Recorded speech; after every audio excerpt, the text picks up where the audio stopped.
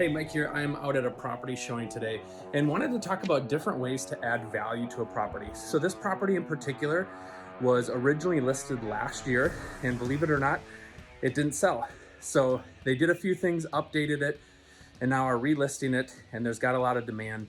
And I think that it's going to get multiple offers. So, just wanted to go through a couple ways that this property added value. So, if you're considering what to do on your property, you could do that. So, backstory was this used to be a 4-bedroom, 2-bath duplex. And previously it was getting $1,250 a month for rent. And so what they did is they actually took an office, converted it to a 3rd bedroom. So now you've got 6 bedrooms, 2 baths, and then they found a renter for $1,500. So a lot of good thing that they did. So number one is they added value. So additional square footage, additional bedrooms. Now you can charge more for that, rent more for that.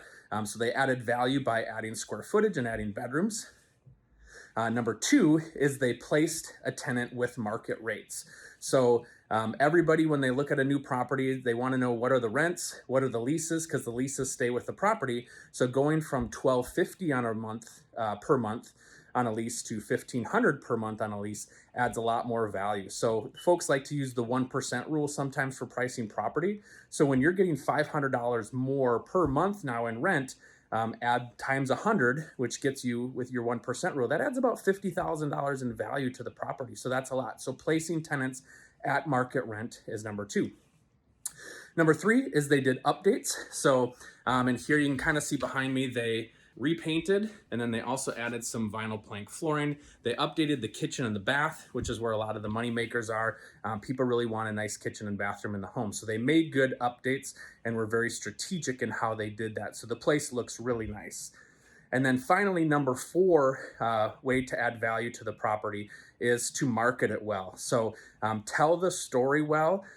There's a lot of times on the MLS I see no comments, no remarks about the property, no information, no disclosures, no utility information. And so as an agent, it's hard to dig and go find that information. So make sure you're communicating that information well, and then market it well. Take good photos, take professional photos, and people really want to see how nice this place can look. And so a lot of times on multifamily listings, it's hard to know what the property looks like because you see a couple bad photos and you can't really tell. But in this case, they have really nice photos.